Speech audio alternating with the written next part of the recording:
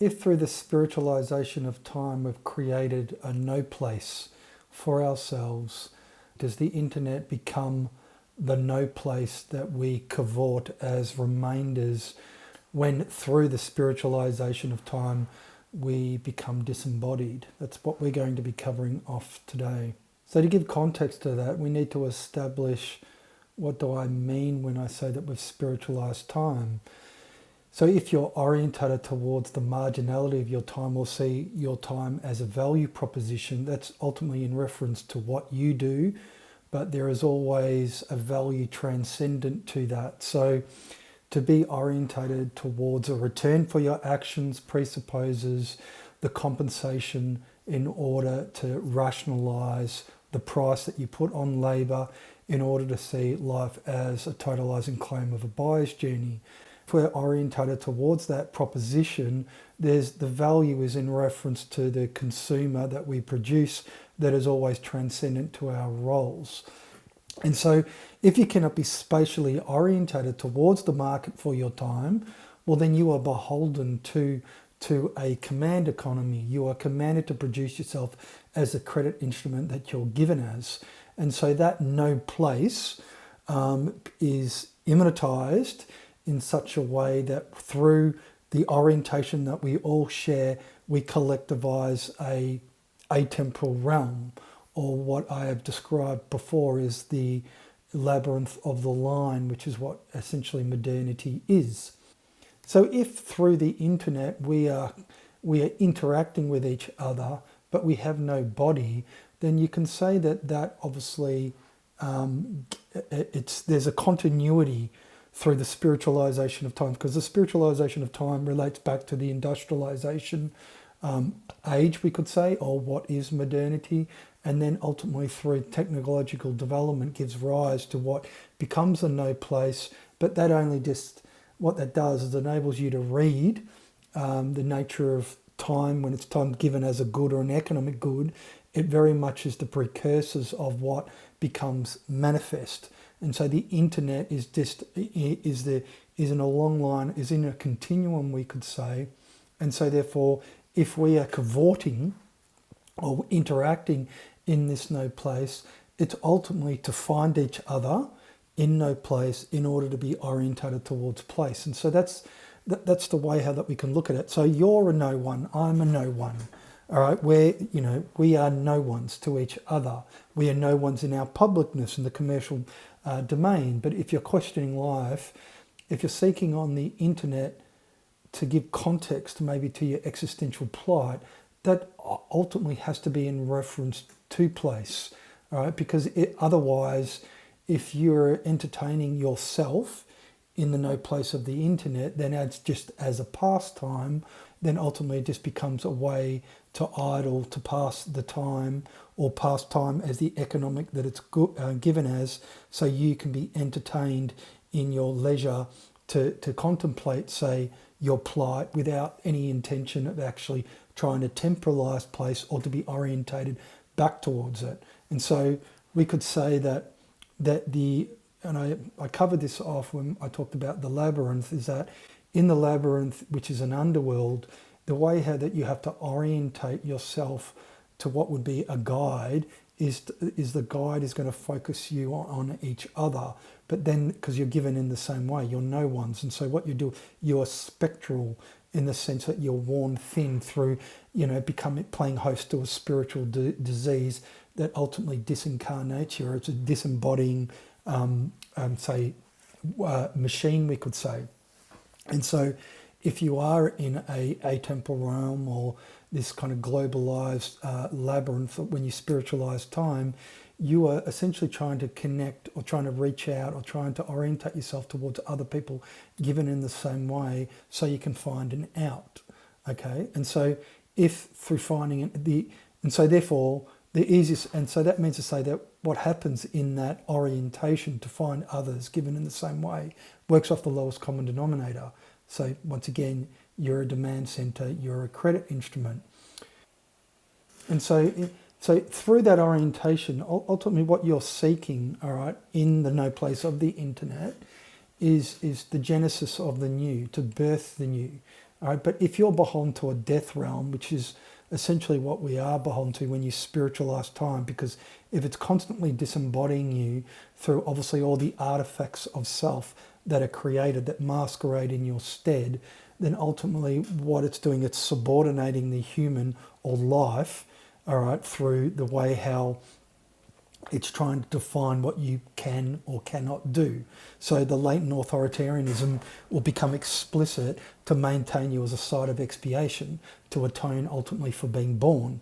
And so therefore the accusation that you don't really realise that you play host to, all right, when you spiritualise time, is ultimately what you're seeking in the underworld, as it were, is a genesis of what would be life, but life beyond the totalizing claim of a buyer's journey. So if you know that you're all given in the same way, you're worn thin through the way how life is given as commercial. You are not the vanguard or the custodian of a law. All right, you're just a credit instrument, and you're going to be managed and instrumentalized. Well, ultimately, that's literally through the way how you acquit yourself of that transcendentalism and the way how you get sold on life not to question it.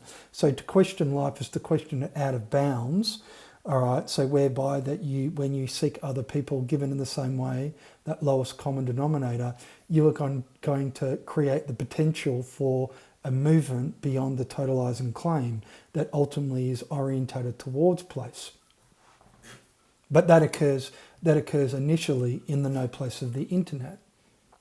So think of the ways how let's say movements get created. Is a political movement a let's say a line of flight, to quote Deleuze? You know, if it's beholden to the same worldview, so or the binary of left and right, or say a Hegelian dialectic, then ultimately to be orientated towards political movements does not ultimately address the spiritual question that is jettisoned in our politics and ultimately discounted. And so the question of your existential status is a spiritual question, as I always say, because it's what animates your actions. And so if it is a spiritual question, that means to say that any movement, political movement, is always going to be a dead end. That's not to say that a political movement is not necessary, but you have to have the foundations of the spirituality that would then give rise to what would become a political movement. But then what you have is that the core is the spirituality, and then what happens, that is obviously subordinate to it. So therefore, if the core of the spiritual question remains a center, which ultimately it has to, then what you're not doing is you're not investing the self in a political movement, and so therefore the political questions associated with it, because you're dealing with your existential status. And so once again, your existential status is got to do with your status when you're given as a demand center or as a credit instrument. And so that means that you have to understand the way how you produce. You have to understand the way how you produce yourself as such, and so that understand the nature of value in the context of a disavowal of creativity when you're given as a demand center, or what you absence when you are orientated towards a return or life given as a compensatory exercise, which is essentially just a buyer's journey. And so if you are, like, so the context is maybe even you listening to me now. So if you're listening to anyone, such as myself, and the context, they're not giving context to the way how you're spending your time in order to listen to the person, then ultimately the questioning is not foundational in order to reveal your existential status, and through doing so the potential for change or what would be an out. And so therefore, if that is not the case, then what happens is that you are kind of entertaining these ghosts. The ghosts will remain, and they kind of haunt your imagination but they cavort to offer maybe some kind of orientation. So what you can do is that you can entrain your vision in a multitude of different ways when you're beholden to the labyrinth of line. So that's the way you get sold visions. That's the way how you get sold, say, values. That's the way how you get sold on say, political movements, but that's to invest the self in what would be the movement because it's leveraging the aspiration. But if the aspiration is contingent upon a question that you don't ask yourself, then you can see the way how that investment is a dead end. And it's designed in a way to maintain you as a site of expiation or in basically in that no place.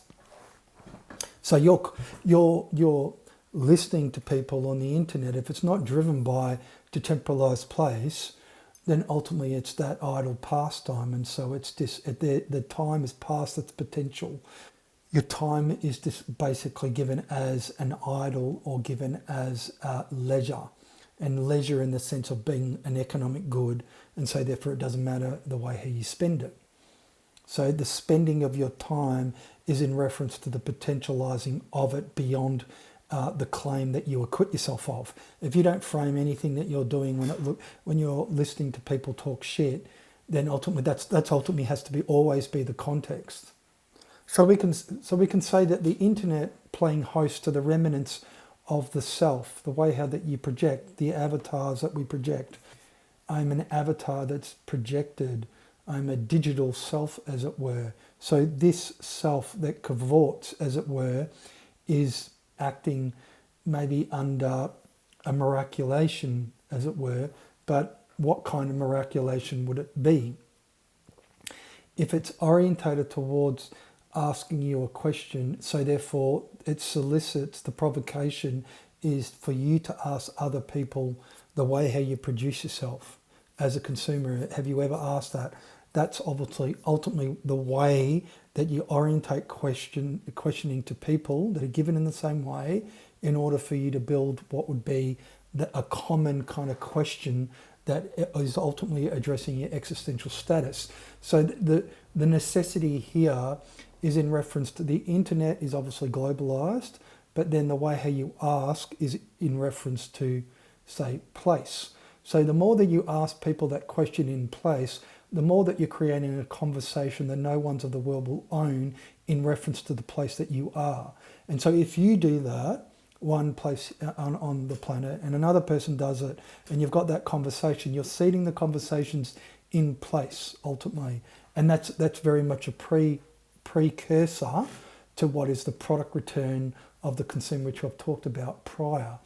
The product return of the consumer is ultimately the demand center that you're given as, and so therefore any orientation towards place is through the question, which then ultimately is addressing your status, but then ultimately your orientation towards place. So that's literally the way how you walk in your city, your town, or wherever you are, the way how that you're orientated.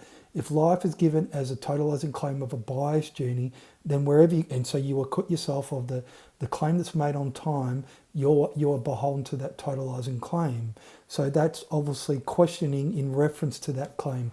If that's all you feel that you can hold out, that's all that life's about, is life's just a bias journey, well then I've got nothing to say to you.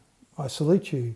But if you feel that there's more to life and that you want to create beyond the self that you're otherwise sold on, that means to say that the potential for your actions would diverge to orientate towards place in a different way. And this is where you're looking at the difference between a bias journey and a walkabout, and the way how you have to straddle the divide and what is essentially the initiation that is the civilizational enterprise when you make redundant the consumer that you're given as.